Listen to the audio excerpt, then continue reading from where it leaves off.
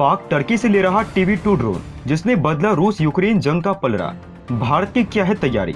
यूरोपीय संघ का डबल गेम। भारत को बनाते रहे लगातार निशाना, लेकिन असली अपराधी तो यूरोप निकला। दोस्तों, यूक्रेन और रूसी जंग में तुर्की ड्रोन के रौद्र रूप को देखकर भारतीय आर्मर्ड फोर्सेस को शक हो गया था कि पाकिस्तान तुर्की से इन ड्रोन को हासिल करने की कोशिश करेगा, क्योंकि पाकिस्तान के सामने एक ही चेतावनी है, वो है भारत। पाकिस्तान भारतीय फौजों पर यूक्रेन की तरह हमले करना चाहता है। ऐसे एक बात तो तय हो गई है कि पाकिस्तान ने मान लिया है कि चीन का हाथ परमाणु बमों का साथ उसे भारत के हाथों हार से नहीं बचा सकता, इसलिए उसे जंग के हालात में यूक्रेनी राजनीति अपनानी ही पड़ेगी। भारत का शक सही साबित हो रहा है। पाकिस्तान की ड्रोन यूनिट इस्तांबुल रवाना हो चुकी है। ये यूनिट तुर्की के ड्रोन TB2 ड्रोन को हैंडल करने और दुश्मन यानी भारतीय टैंक और तोप खाने पर हमले की ट्रेनिंग लेंगे। पाकिस्तान भले ही तुर्की के TB2 ड्रोन खरीद ले और अपनी आर्मी को TB2 ड्रोन चलवाने की ट्रेनिंग दिलवाए, लेकिन बाप बाप ही होता है। भारत ने TB2 ड्रोन का ड्रोन किलर लगभग तैयार कर लिया है। इस ड्रोन का खुफिया तौर पर टेस्ट एक्सपेरिमेंट शुरू भी हो गए हैं।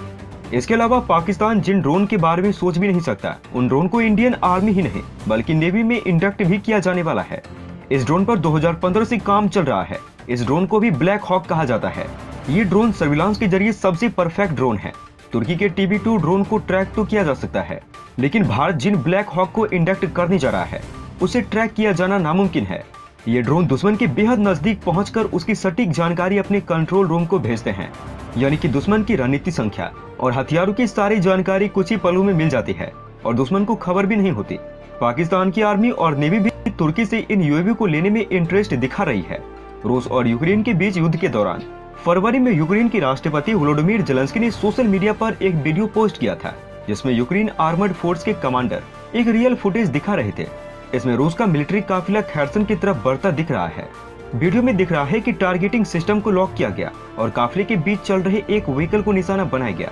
व्हीकल के परखच्चे उड़ गए और चारों तरफ धुएं का गुबार दिखा। यह अटैक यूक्रेन ने तुर्की के लिए TB2 ड्रोन UAV से किया था। यूक्रेन ने TB2 ड्रोन UAV से रूस के कई टैंकों को ध्वस्त किया। TB2 drone UAV precision air strike के लिए इस्तेमाल होता है। ये लेजर गाइडेड बम कैरी करता है। बम मिड एयर में ही अपनी ट्रेजेक्टरी यानी अपना रास्ता एडजस्ट कर सकता है। ये एकदम सटीक निशाना लगाता है। ये इस तरह के अमेरिकी और इजरायली ड्रोन के मुकाबले काफी सस्ता है। तुर्की TB2 ड्रोन UAV को 13 देशों को बेच चुका है। 2020 में अजरबैजान और आर्मेनिया के बीच लड़ाई में भी TB2 ड्रोन UAV का इस्तेमाल देखा गया था। तब बड़ी संख्या में ड्रोन का इस्तेमाल हुआ। पाकिस्तान की चिंता की बात यह भी है कि भारत के विदेश स्थित रिमोट सेंसिंग सेंटर इंडियन और कजाकिस्तान में मिलिट्री बेस है। पाकिस्तान के आसमान, जमीन और समुद्र में होने वाली हलचल की जानकारी भारत को मिल रही है। भारत पाकिस्तान पर कई ओर से हमला कर सकता है। ऐसे में तुर्की के ड्रोन कहां तैनात किए जाएंगे? कहा जाता है कि तुर्की के ड्रोन 5000 मीटर दूर से टारगेट को ध्वस्त करते हैं। भारत के पास ऐसी टेक्नोलॉजी आ चुकी है जो 12 से 15 मीटर के दायरे में पाए जाने वाले किसी भी UAV को डिटेक्ट कर सकती है और उसे ध्वस्त कर सकती है।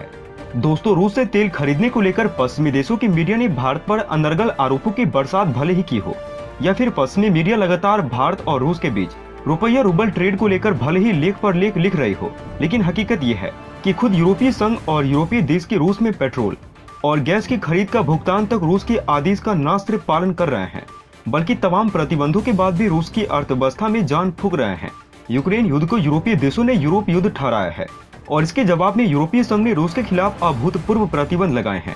लेकिन हकीकत ये है कि खुद यूरोपीय संघ तेल और गैस की आपूर्ति के लिए रूस को रूसी करेंसी रूबल में भुगतान कर रहा है और रूसी राष्ट्रपति के 31 मार्च 2022 को दिए गए उस आदेश का पालन कर रहा है, जिसमें उन्होंने कहा था कि रूस ने आमंत्रित देशों में स्थित कंपनियों के लिए रूबल में गैस से संबंधित भुगतान करने का आवश्यक कर दिया है और स्पष्ट रूप से यूरोपीय संघ भी उसमें शामिल है। इसके साथ ही रूस ने स्वीडन और फिनलैंड को गैस की आपूर्ति भी इसलिए रोक दी है क्योंकि उन्होंने रूबल में भुगतान करने से मना कर दिया है। एक तरफ यूरोपीय संघ भारत के खिलाफ टेढ़ी नजर बनाए हुआ है, जबकि हालिया रिपोर्ट में पता चला है कि यूरोपीय संघ के कई सदस्य देशों के बैंक न सिर्फ रूस के आदेशों का पालन कर रहे हैं, बल्कि यूरो रूबल व्यवस्था के तहत रूसी बैंक में नया खाता खोल रहे हैं। इन व्यवस्था को सामान्य तौर पर समझे तो यूरोपीय कंपनियां रूस के बैंकों में 2 खाते खोल रही है, एक खाता रूबल के लिए और दूसरा खाता यूरो के लिए। यूरोप का डबल गेम, इसलिए यूरोपीय संघ ने रूस के तमाम बैंकों पर प्रतिबंध लगा दिए हैं, जबकि रूसी गजप्रॉम बैंक पर प्रतिबंध नहीं लगाए हैं, जो आमतौर पर तेल के कारोबार में पूरी तरीके से शामिल है। अब यूरोपीय तेल कंपनियां रूसी गजप्रॉम बैंक में यूरो में पैसे जमा कर उसे रूबल में कन्वर्ट कर सकती है और फिर वहां से रूबल लेकर रूस को तेल का भुगतान किया जाता है। ऐसा करने वाली कंपनियों में Austria, France, Germany, Hungary, Italy, Slovakia और स्लोवेनिया में स्थित तेल कंपनियां शामिल हैं। ये कंपनियां की सूची दिन पर दिन बढ़ती जा रही है। खासकर रूस द्वारा बुल्गारिया, पोलैंड और फिनलैंड को गैस की आपूर्ति रोक दिए जाने के बाद, क्योंकि उनकी कंपनियों ने रूबल में किए जाने वाले गैस भुगतान के लिए रूसी आदेश का पालन करने से इनकार कर दिया था। रूस ने यह भी कहा कि वो जल्द ही ऐसे यूरोपीय संघ की कंपनियों की पूरी सूची प्रकाशित करेगा। सबसे दिलचस्प बात यह है, भेद न खुले इसके लिए यूरोपीय आयोग स्पष्ट जानकारी देने से बच रहा है और ये भी साफ करने से हिचकिचा रहा है कि यूरोपीय संघ की कंपनियों द्वारा किए जा रहे ऐसे रूबल भुगतान यूरोपीय संघ के प्रतिबंध कानून का उल्लंघन करते हैं या नहीं। इस समय कोई स्पष्ट नहीं है कि रूबल खाते खोलना यूरोपीय संघ के प्रतिबंध का उल्लंघन है। सबसे दिलचस्प बात यह है कि यूरोपीय मीडिया में बार बार इस बाबत लेख छप रहे हैं और चर्चाएं की जा रही है कि भारत के रूस के साथ रुपया रूबल में कारोबार करने का व्यवस्था बना रहा है और इसे यूरोपीय संघ के प्रतिबंधों का कितना उल्लंघन होता है, जबकि खुद यूरोपीय संघ प्रतिबंधों की छठे पैकेज को लागू करने में असमर्थ रहा है, जिसकी घोषणा यूरोपीय संघ के अध्यक्ष ने की थी।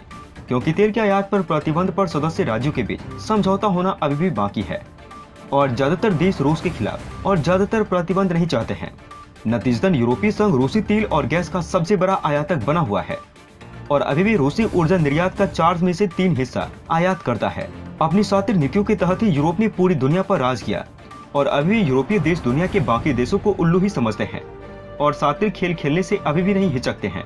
यूरोपीय संघ की राजधानियों से प्राप्त इनपुट के अनुसार पोलैंड, बुल्गारिया और फिनलैंड की हाइड्रोकार्बन कंपनियों ने रूसी डिग्री का पालन करने से इनकार कर दिया है। नीदरलैंड की तेल और गैस कंपनियां यूक्रेन पर आक्रमण के लिए रूस पर प्रतिबंधों पर स्पष्टता की कमी का हवाला देते हुए भी अभी भी गैस खरीद रही है। वहीं Hungary, Germany, France, Italy, Austria, चेक गणराज्य और स्लोवानिया की कंपनियों ने रूसी गैस के लिए भुगतान प्राप्त करना जारी रखा है, लेकिन आपूर्तिकर्ता गज़प्रॉम के साथ। और क्या उन्होंने रूबल के प्रभुत्व वाला खाता खोला है, ये सामान्य सार्वजनिक ज्ञान नहीं है। इसलिए अंतर्राष्ट्रीय मुद्राओं के मुकाबले रूसी रूबल लगातार मजबूत होता जा रहा है। रूस से तेल खरीदने को लेकर वैसे भारत कई बार अपना रुख स्पष्ट कर चुका है, लेकिन पिछले महीने जब भारतीय प्रधानमंत्री नरेंद्र मोदी ने यूरोप की यात्रा की थी, उस वक्त उन्होंने फ्रांसीसी राष्ट्रपति इमैनुअल मैक्रों के साथ मुलाकात के दौरान साफ कर दिया था कि रूस के खिलाफ लगाए गए प्रतिबंध छोटी अर्थव्यवस्था वाले देशों पर प्रतिकूल असर डाल रहे हैं। दोस्तों, अंत में हम आपसे एक महत्वपूर्ण जानकारी साझा करने जा रहे हैं। नीचे डिस्क्रिप्शन में दिए गए लिंक पर जाकर आप इंडियन आर्मी मर्चेंडाइज खरीदकर सपोर्ट कीजिए और पूरे देश का हौसला बढ़ा दीजिए। जाने से पहले वीडियो को लाइक और शेयर करें तथा चैनल को सब्सक्राइब करना न भूलें। तब तक के लिए धन्यवाद। जय हिंद, जय भारत। अच्छा सुनो, चैनल को सब्सक्राइब करो, उसके बाद घंटी बजा देना ताकि अगली वीडियो आपसे मिस न हो पाए। Thank you.